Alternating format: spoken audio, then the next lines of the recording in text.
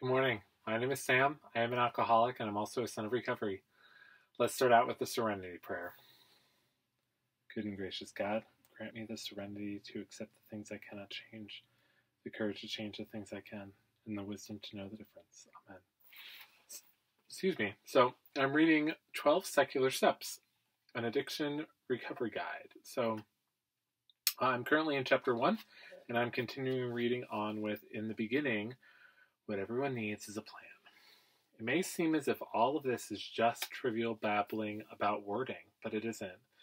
In early recovery during that time of crisis, clarity is essential. Many newcomers need a clear, simply structured plan through which they can jumpstart their first days of sobriety. This plan should be free of contradictory messages stating, on one hand, that only through the actions of God can one achieve sobriety. Then, a little down the line, the newcomer is told that the responsibility lies squarely on them. Do we wait on God's intervention, or do we roll up our sleeves and get to work? Such contradictions arose in traditional 12-step texts because the founders attempted to achieve two separate goals: a practical path to sobriety and a covertly Christian salvation of the addict. Secular recovery deals only with the practical path to sobriety. It is neutral on issues of spirituality and religion. This neutrality mirrors the modern-day outlook on the treatment of cancer, diabetes, mood disorders, and pretty much any other physical or psychiatric malady. If we look at the diversity of addicts seeking recovery, secular adaptations of 12-step literature make sense. Indeed, the last few decades bear witness to a growing body of secular literature and groups, but more is needed to meet demand. I sometimes see newcomers come into the rooms of NA or AA just to try out a few meetings, yet they quickly make their exit after a brief exposure to the traditional steps in literature. They lose hope when faced with the literature that emphasizes faith healing.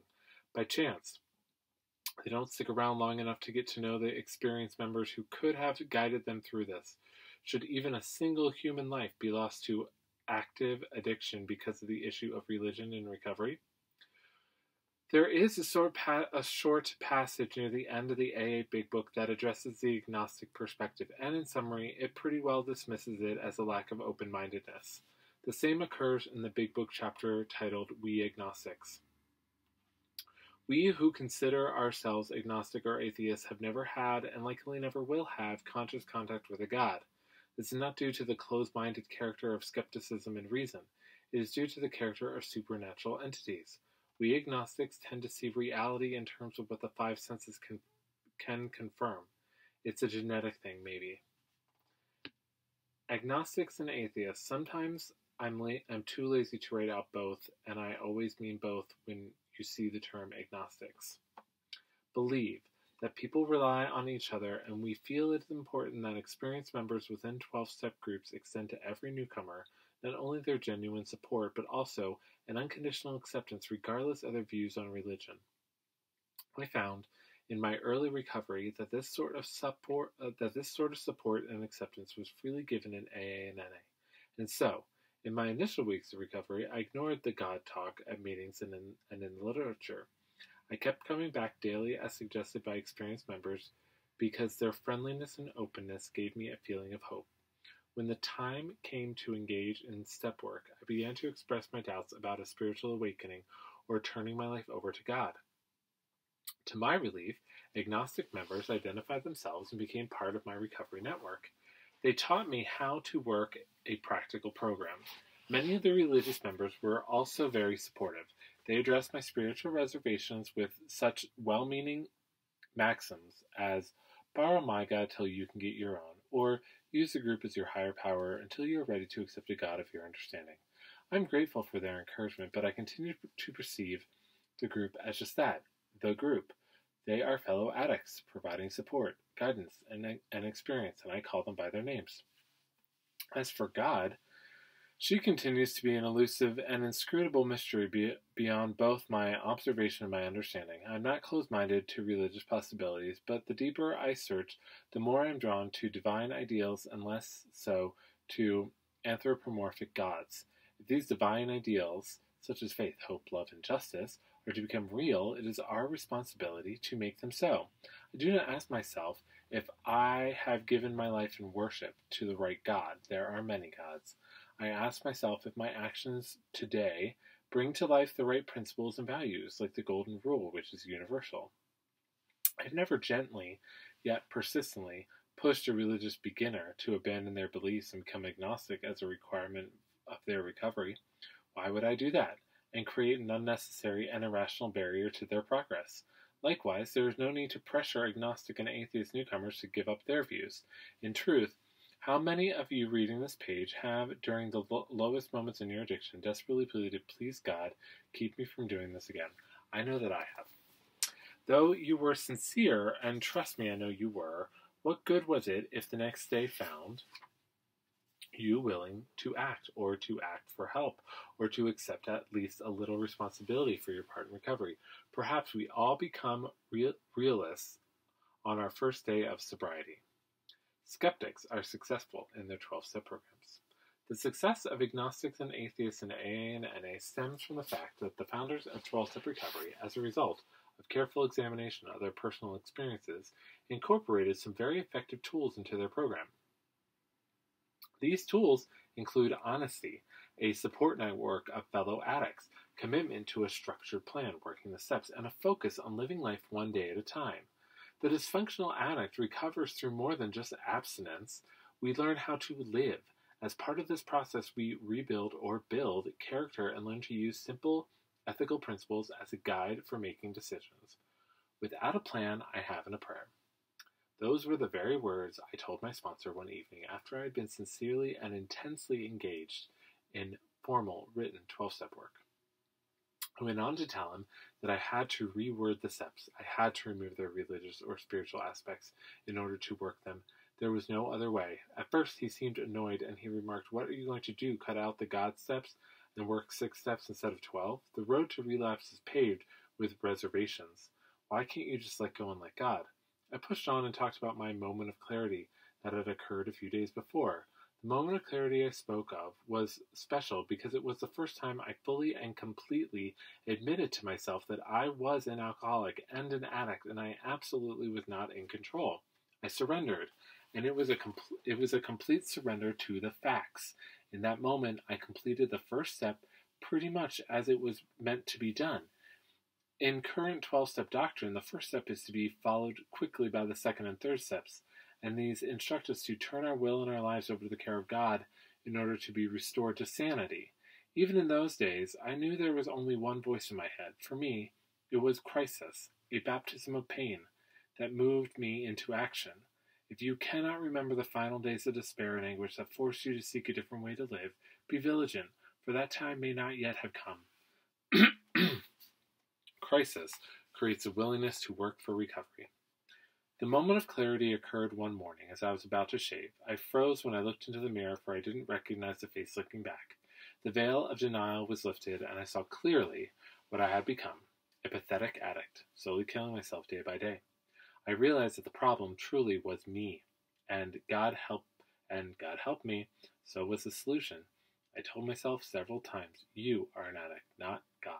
You must do something, not God. There is a God. She or he was doing their part just fine in running the universe, I guess. I honestly don't know. What I did know, with absolute certainty, was that I was screwed. I lost all foundation and direction, as though I had stepped off an edge and was now in a free fall through a surreal nightmare. I thought of that fetus wandering about the universe in a space pod at the end of Stanley Kubrick's movie 2001, A Space Odyssey, and I just could not make a psychological leap to some sort of firm ground. I certainly could not find, force, or create within me the belief in and dependence upon an active and personified God that would take over from there. There would be no Santa that Christmas. Repeatedly, there at the mirror, and all along the next few days, I asked myself, what do I do now? This doubt and desperation consumed my insides like acid. It occurred to me that I might have to leave the 12-step groups because I did not have their God with me. He was not my plan. I even went to a PhD clinical psychologist, an addiction specialist who ran some simple activity and writing tests and told me during a little chat afterwards that I was very brain damaged and likely would never be as functional as I once was. He advised me to find the best work I could, or get on disability and stick with AA. He even encouraged me to find God through AA. He didn't offer any follow-up. I didn't want any. More than ever, I felt numb, hopeless, like I was not quite yet, but soon would be dead. Remember thinking to myself a few blocks down the street from that appointment, damn it, the time when I most need to help myself is the time I am least able to do it. Wow. That is really true. I remember coming to a point where I can definitely relate to that. Damn it, the time when I most needed help myself is the time I'm least able to do it. The time I most needed to help myself is the time I'm least able to do it. Yeah. Okay, continuing. Sometimes the world falls apart because it should fall apart. The good doctor did the right thing. A conscious contact with crisis is what I needed. And so, in the end, the negative consequences of my addiction motivated me to stick it out in AA and NA and do my best. I had nowhere else to go. I knew I was caught in the cycle of addiction like a lab rat caged into a circular exercise wheel. I was constantly giving all I had to chase a high, while at the same time running from the shocks and consequences of active addiction. Nearly every thought and effort of mine just kept the insanity going.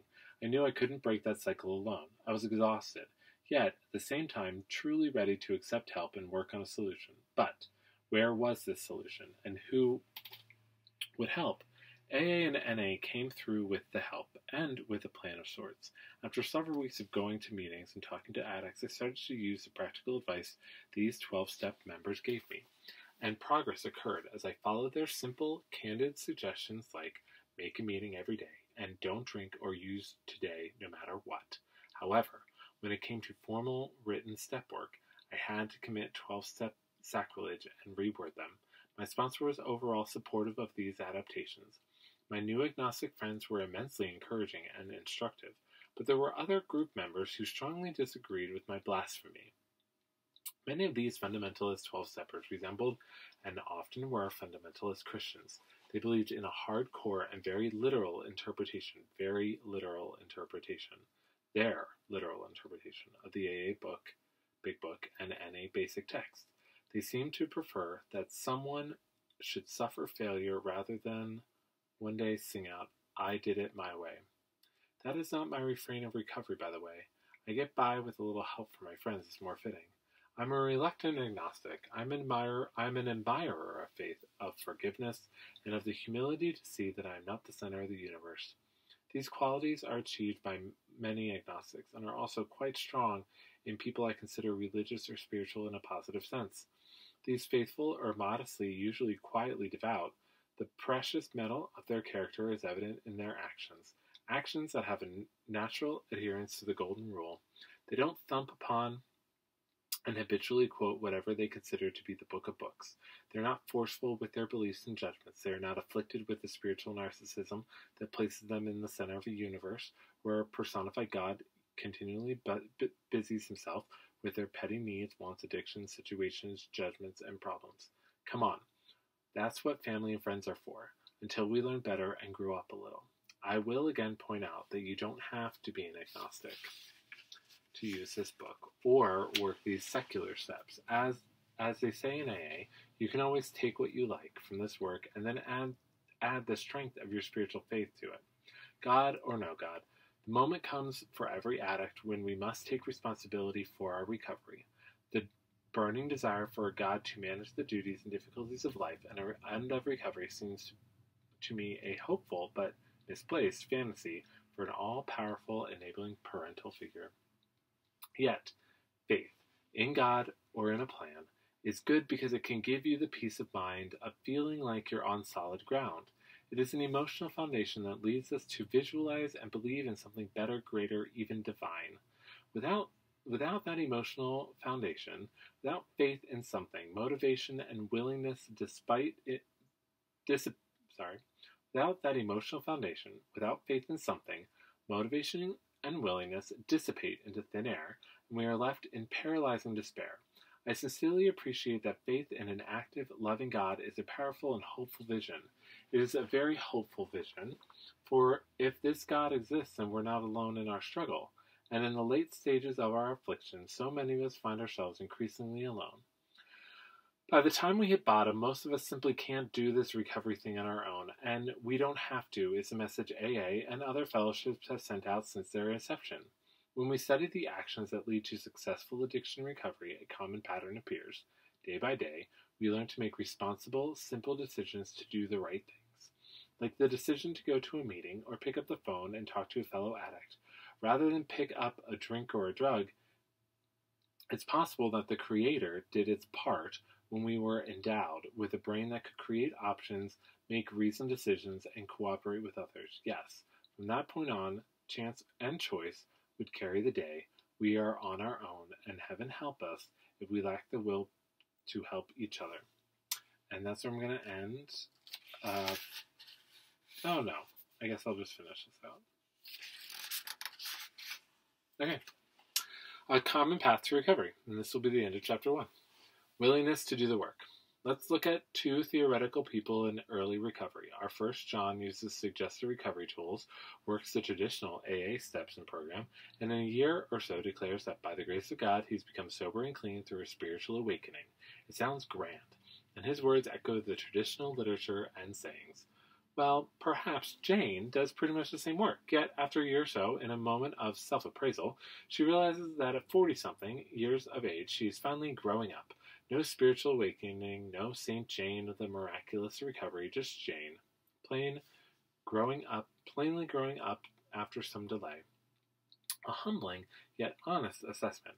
She makes better decisions now. Almost universally, while in active addiction, we addicts behave very selfishly. We act immaturely, and we make impulsive decisions. Wilson nailed these descriptions in the big book. A process resembling growing up is part of the recovery for many addicts.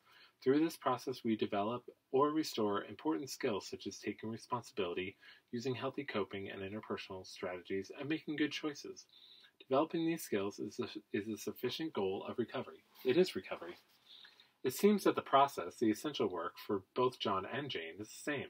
Despite the superficial differences reflected in their words and religious perspectives, John declares that it is his faith and the grace of God that created recovery. Jane believed in a plan.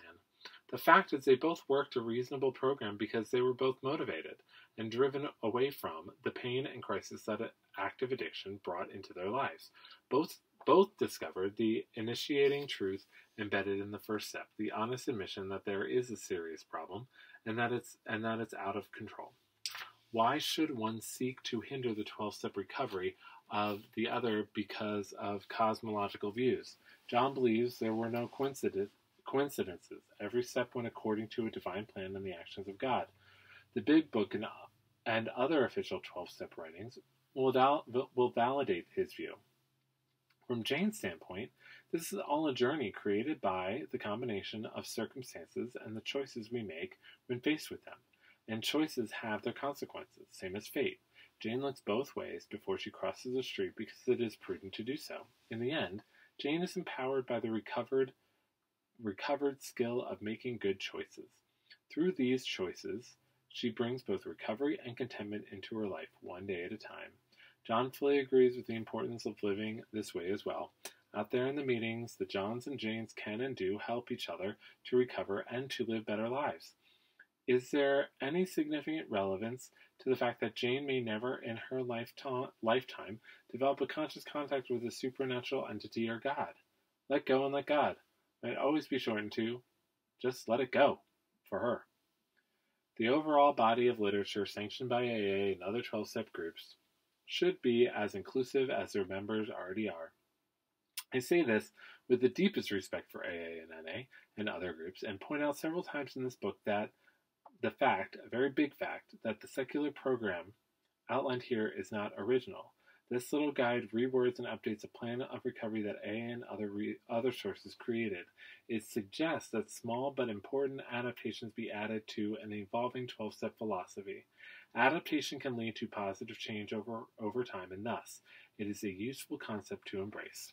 I conclude this chapter by mentioning my immutable component that Wilson, Dr. Smith, and other founders introduced into addiction recovery. This component is perhaps the one most accountable for the success of 12-step programs. It is love. How else can one describe the power of one addict caring about and helping another? And this other will, in turn, care about and help yet another. Love inspired the program, the fellowships, the AA Big Book, the NA Basic Book. Love breathes life into recovery. Love is compassionate and constructive and a powerful force to have on your side in dark times. And that is the end of chapter 1. So we'll go on to chapter 2. That was really great. You know, and AA says it, take what works, leave what doesn't. And if adding this into your program is going to be helpful, then by all means, I am fully supportive of that and think that is a great idea. And actually, I think a lot of what he says is really useful, and this could be helpful for friends that I know who may be having issues with, doing things with a more traditional program. So I'm looking forward to continue reading this. Chapter 2 is the biology of addiction. So that's great. So, a prayer.